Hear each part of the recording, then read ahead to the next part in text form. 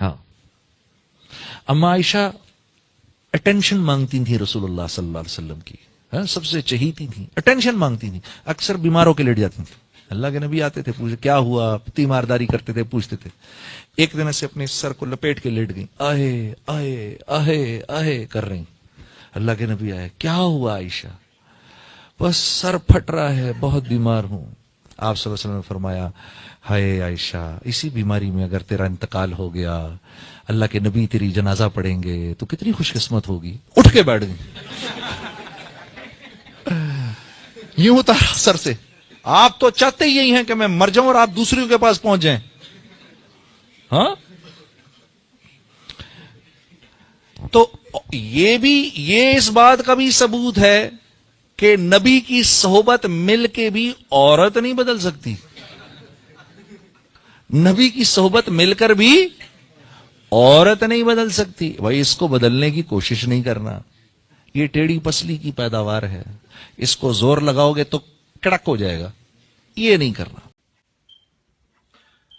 بسم اللہ الرحمن الرحیم، نحمدہ ونصلی علی رسولہ الکریم.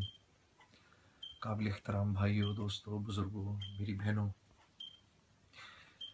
کچھ عرصہ پہلے ایک بیان میں اپنی نادانی و کم علمی اور اپنی جہالت کی وجہ سے ام المومنین اما عائشہ رضی اللہ تعالیٰ عنہ کی شان میں کچھ ایسی انتہائی نامناسب باتیں کہہ گیا جو ان حضرات کی شان کے انتہائی خلاف تھیں.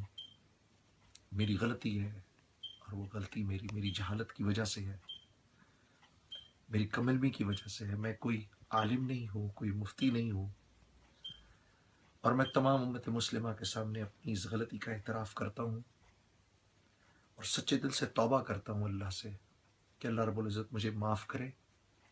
آپ لوگوں کے سامنے ہاتھ جوڑ کر بھیک کے درجے میں درخواست کرتا ہوں کہ مجھے معاف کر دیجیے.